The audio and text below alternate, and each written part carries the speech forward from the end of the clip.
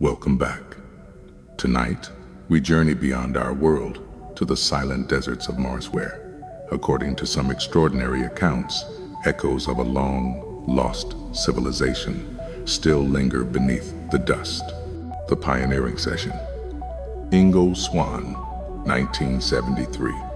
In the spring of 1973, psychic researcher Ingo Swann sat blindfolded in a sterile lab at Stanford Research Institute. His target, the Cydonia region of Mars, famous for its mesas and mysterious face. What he saw, a series of monumental pyramid-like structures arrayed in a grid, each rising several hundred meters above the plain. Swann described one as having perfectly smooth faces unlike anything formed by natural erosion. He felt a low, humming vibration, almost musical, in tone emanating from within the structures, as though some massive engine pulsed beneath the stone.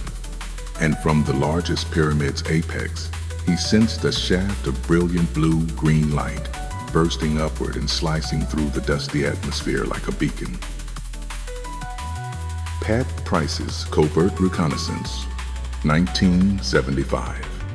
Shortly thereafter, former LAPD detective Pat Price was asked to remote view the same area under government contract. He described a sprawling complex of interconnected halls, each lined with columns carved in relief depicting humanoid figures, beasts, and what looked like flying vessels.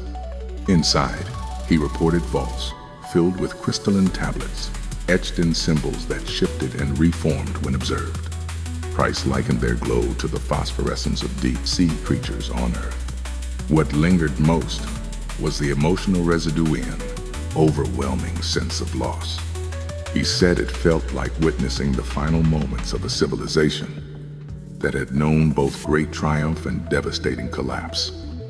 Ed Dames and the Subterranean Cities, 1980. Remote viewing instructor Major Ed Dames guided students to probe beneath Mars's surface. They described vast tunnel networks stretching for kilometers, some as wide as football fields. Walls of polished metal too perfect to be natural lined the passages. In sterile chambers, they saw tanks of water containing strange, eel-like creatures with translucent skin and faintly glowing organs. Deeper still lay the energy cores. Massive spherical nodes pulsing with light believed to be power generators still faintly operational after eons. Courtney Brown's Statistical Survey, 1990s. In the 1990s, Dr. Courtney Brown of the Farsight Institute compiled hundreds of remote viewing sessions to look for patterns. He found the most consistent anomalies in 3 regions: Cydonia, the northern plains near Utopia Planitia, and the gullied valleys of Valles Marineris.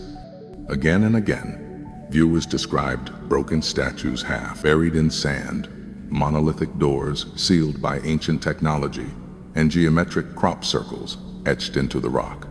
One final vision, a panoramic vista of a great hallett ceiling lost to shadow where tall figures in flowing robes gathered around a central dais, as if in council.